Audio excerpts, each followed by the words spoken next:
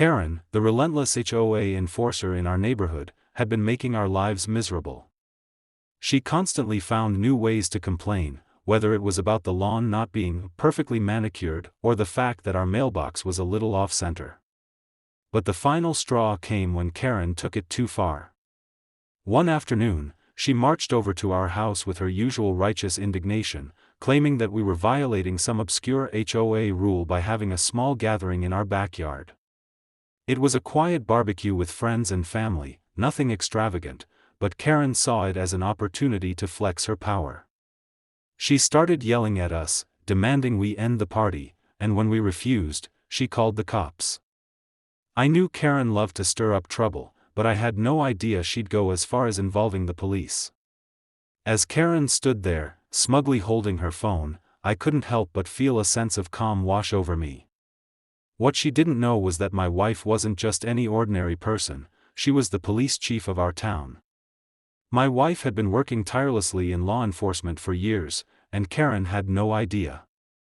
In fact, Karen had never even met my wife, since she was always busy with work, but today, it seemed like fate had a way of showing Karen just who she was messing with.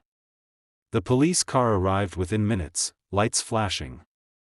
As the officer got out of the car, Karen immediately started ranting, pointing at me and accusing us of breaking the rules. The officer, clearly confused, turned to the woman next to me and asked for her name. My wife stepped forward with a calm smile, introducing herself as the police chief. Karen's face immediately drained of color as she realized what had just happened. The officer, who had now recognized her, gave a quick nod of respect and turned to Karen. "Ma'am, I think we'll need to clear up the misunderstanding," the officer said politely, before escorting her away from our property. Karen, utterly embarrassed, sputtered out a few words but quickly realized there was no way out of this one. From that day forward, Karen never dared to cause trouble for us again.